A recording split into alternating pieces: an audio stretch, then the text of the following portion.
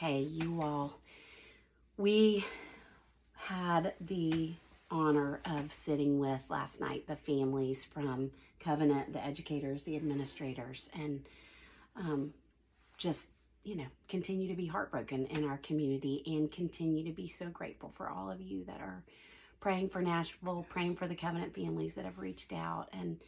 And we had a conversation with them last night about some ideas of some things that we feel like can help in ongoing caring for the kids that are hurting. And so we felt like it could be helpful to share those with you. And so we just want to share a few quick ideas, and we want to end in a place of some hope, because that is what is sustaining us right now. And so we just want to jump in. The first would be a reminder that kids' emotions are transient. So they are going to move in and out of emotions much quicker than we are. They are going to go from sad to happy to anxious to angry in the span of just a few minutes, you all. That does not mean something is wrong. It is really normal. And they need us to be with them in all of those places. They need our presence. And on that note, secondly, to have conversations in doses, because kids' capacity for staying in conversations is less than ours. Our capacity for staying in grief is longer. We tend to think about it a little bit like swimming. Kids have got to come up for air earlier than we do. We can hold our breath for longer. And watch for where kids may be giving you cues or signals that they're ready to stop. I've even had parents of boys say that they'll be talking and their sons will say, "Can we be done talking now?" And it's that reminder of we talked too long and I can't keep absorbing what we're talking about. Also, we want to think about some things to watch for, and one of those is to watch for emotions that are bigger than the situation warrants. A lot of kids are going to be doing that. A lot of us are going to be doing that right now. To watch for clinginess, to watch for more tearfulness, to watch for physical ways that their emotions can show up, like headaches, stomach aches, things like that kids are going to experience. To watch for regression. A lot of kids are going to be doing more baby talk when they're afraid and when they're hurting. And we want to pay attention to those signs. And if you're seeing them in your kids, just to circle up with them a little bit more, lean in, have more time with them. And if it continues, it may be helpful to go on and pursue a counselor with your kids, for your kids. A few ideas to continue to think about how to help. One would be to maintain routines and structure. Kids thrive in structure and sameness. We do better with structure as well. Some of you may have even read the research about the benefits of making your bed every day or taking a shower every day. And the making the bed and the taking the shower are not magical, but the sameness and routine and structure of that is what helps us in going forward. So think about what it would look like to offer as much of that to kids right now as possible. And as we talked about before, we want to give them a lot of space to feel, and that it is okay for us to feel with them, to feel alongside them when they're sad. Even to say, if they're not talking, "I would imagine you feel sad right now. I feel sad." That we feel with them, but we don't process our feelings with them. And even as we're thinking about having these conversations, you all, I think our feelings sometimes come out sideways when we're not aware and we're not taking time to process those feelings. And ladies, I'm just going to talk to us for just a minute, because I think sometimes even in our desire to move towards kids and ask questions and want to start conversations, I think we can have a lot of intensity in our emotion. And I think that can feel threatening. It can feel like too much for them. And some of them are going to withdraw emotionally. And so creating a lot of space. I talked to a mom today who said she was just sitting with her son and gave him a lot of time. And so creating opportunities for them to feel is going to be really important. And one of the things we kind of jokingly talked about with the families last night was to get a dog.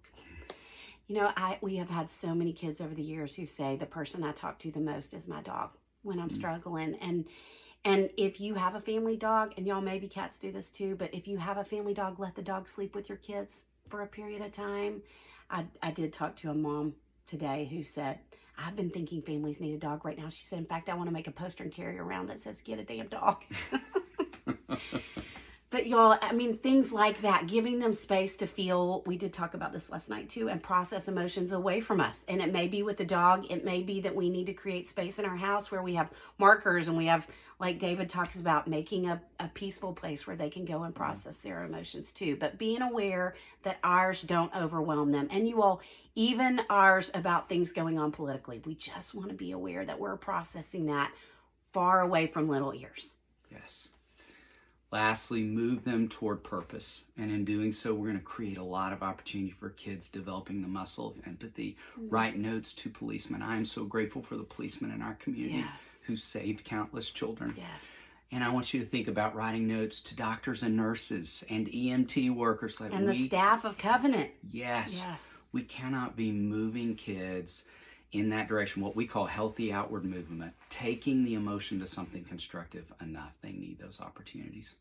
And y'all, one thing that struck me so much yesterday that I want to say. So I was doing an interview that I did not know was going to be right outside the school, standing right with my back to the sign. And I was waiting to go on the interview, and a nervous wreck, and so sad, just not being in close proximity yet until that point to the school, and just so choked up. And I was looking at that sign, and I hadn't even thought about the fact that here we're preparing in the church calendar for Easter. And there was the sign for the Covenant School, the Covenant Presbyterian Church, and next to it was this huge sign announcing Easter services that just said Easter in these big letters. And I thought, none of us have answers right now. We don't know where to go. We don't know what to say. And that right there, that sign, that word is our hope. And so thinking about that, I feel like that is one of the things I've been clinging to. Me too. Anchoring myself to truth. Yes. And when the world feels really big and scary and confusing, my favorite translation of scripture to go back to is the Jesus Storybook Bible, because I want it to be simple and clear. And we want to leave you today with reading some truth that we've been anchoring to this week over and over. This was written by our dear friend Sally Lloyd-Jones, who we had on the podcast in love. I see a sparkling city, shimmering in the sky, glittering, glowing, coming down. From heaven and from the sky, heaven is coming down to earth. God's city is beautiful. Walls of topaz, jasper, sapphire, wide streets paved with gold, gleaming pearl gates that are never locked shut. Where is the sun? Where is the moon? They aren't needed anymore. God is all the light people need. No more darkness, no more night. And the king says, look, God and his children are together again. No more running away or hiding. No more crying or being lonely or afraid. No more being sick or dying. Because all those things are gone. Yes, they're gone forever. Everything sad has come untrue. And see, I have wiped away every tear from every eye. And then a deep, beautiful voice that sounded like thunder in the sky says, look, I am making everything new. And that's where we want to leave you today. Anchoring to truth and hoping these ideas feel helpful as you continue to take steps forward yourself and on behalf of the kids you love. Grateful for you guys. Yes.